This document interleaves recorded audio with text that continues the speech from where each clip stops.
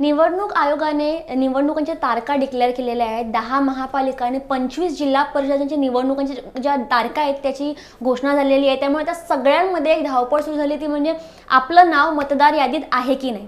पण हा जो घोळ तो शेवटपर्यंत आपला सुटलेला नसतो, कारण तिथे पोहोचेपर्यंत आपल्याला त्या लिस्टमध्ये आपलं नाव बघितल्याशिवाय आपल्याला कळत नाही की आपलं नाव यादीत आहे की नाही।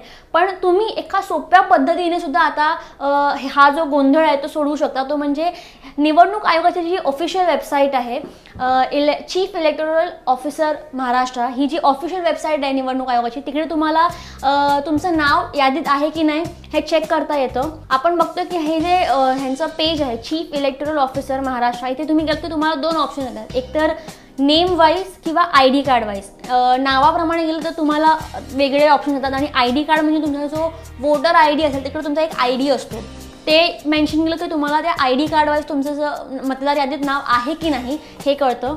नेम वाईज गेलं तर तुम्हाला बघू शकतो की तुम्हाला डिस्ट्रिक्ट किंवा असेंब्ली असे दोन ऑप्शन येतात। डिस्ट्रिक्टमध्ये गेलात तुम्ही की तुम्हाला तुमचा डिस्ट्रिक्ट, तुमचा जो जिल्हा आहे तो इकडे मेन्शन करावा लागतो।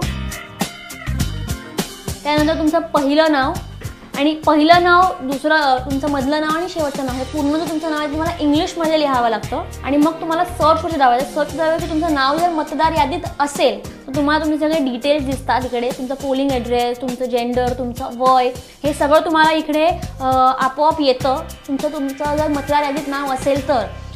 पण तुमचं जर नाव मतदार यादीत नसेल तर तुम्हाला ह्या सगळ्या गोष्टी डिटेल्स दिसत नाहीत आणि तुम्हाला जर ते रिक्वेस्ट असेल की तुमचं नाव मतदार यादीत इन्क्लूड करून द्या तर तुम्हाला अजून एक वेगळा ऑप्शन येतो, म्हणजे हा form 6 national voters service portal, हा जो पेज आहे तिकडे तुम्हाला जाऊन हा फॉर्म 6 भरायचा आहे।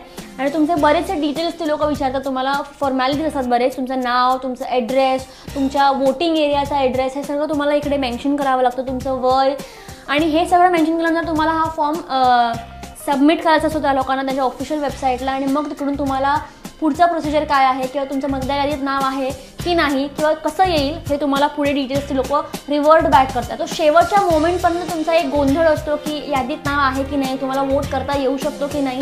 तो हा सगळा गोंधळ तुम्ही घरी बसल्या बसल्या सोडू शकता आणि तुमचा जो हक्क आहे मतदानाचा तो तुम्ही बजावू शकता। मुंबईहून व्हिडिओ जर्नलिस्ट जितेंद्र मोरेसह पूजा सावंत, महाराष्ट्र वन।